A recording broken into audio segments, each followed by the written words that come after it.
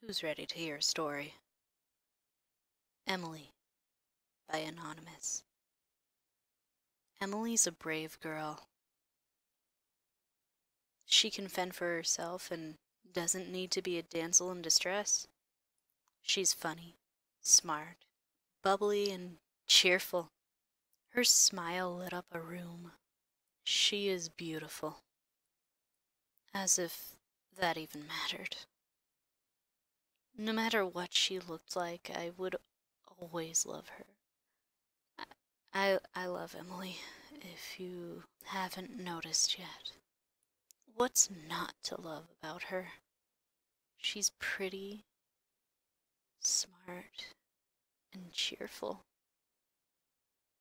It was all I would ever want. She has these quirks. She says she hates them, but I thought I think they're pretty cute. Sometimes she'll make this little squeak type of a noise when she's surprised. Other times, if she's caught off guard, her eyes will widen. She'd be 10 times more beautiful than she was. It's honestly adorable. She looked so innocent like that. She had two solid best friends before me. But she wasn't afraid to make new ones. She was confident, but modest. Emily was always nice to everyone and anyone she met. Anyway, Emily was pretty brave during the day, but at night is when I realized how vulnerable she actually is. She loved reading, just like me. And when it got really late, she'd sometimes sneak into the living room and read a book. With only the light of her cell phone. She'd just sit on the couch. Don't ask me why she did this. It was a little bit strange. But the only part I cared about was when she went into the hallway afterwards.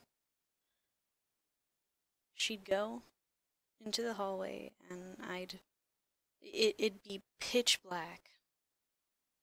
Sure, the phone would help a little bit with light, but not really all that much. At that weird time of night, I bet so many monsters must run through Emily's head, grabbing her or dragging her away from her family forever in her imagination. So she runs all the way down the hall and into her bed, giggles a little bit when she gets under the bed, well, under the covers, probably scolding herself for being so scared. She turns on her iPod and sleeps through the night calmly, probably forgetting ever being scared in the first place.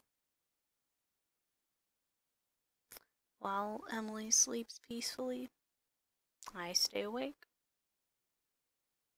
Emily thinks monsters would attack her in plain sight, but she's wrong. Emily thinks it's her imagination, but yet again, she's wrong. When she falls asleep, I carefully climb over her and lay down next to her. She doesn't stir when I turn on my side to stare at her. I wonder at these times what it would be like to grow old with Emily. I stare at her for what seems like forever. Then I lean in closer, so close I can see her whole face in the perfect clarity. My God, she's really beautiful. Then I kiss her.